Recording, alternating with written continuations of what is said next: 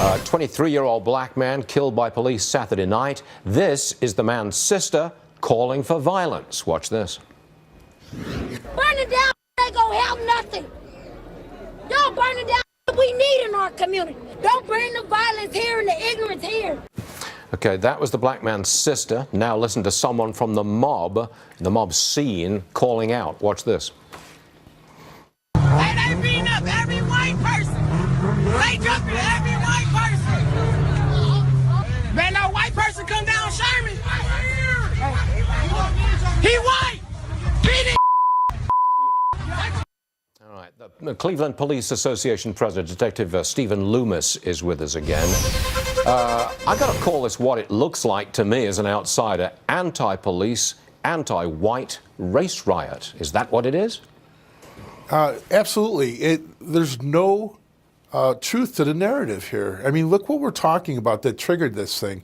An African-American police officer in the performance of his duties, chasing an African-American male with a gun that turned on him.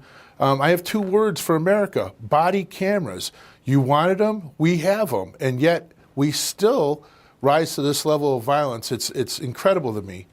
I was looking at this, and I thought this was an embarrassment to America, and I think it was the ruin of the black community. I want to know, what's the next step? What do you think is going to happen now? Well, it's absolutely heartbreaking because it does not represent the black community. I can tell you that from working here in Cleveland very closely with the black community, with all communities here. It does not represent the heart and soul of the African-American community. It's a very small group of thugs and marauders that are, out to press their agenda on. And very clearly they're doing it based on a false narrative once again. And I'd like to add, the silence from the President of the United States is deafening on this. The silence from the Attorney General is deafening on this. We are absolutely desperate in this country for leadership from the black community, legitimate leadership from the black community, to sit down and say, hey, stop. This is wrong. We cannot behave like this as adults. Do you think that any black community in America will vote strongly for Donald Trump and his law and order platform? Yeah, absolutely. I believe that.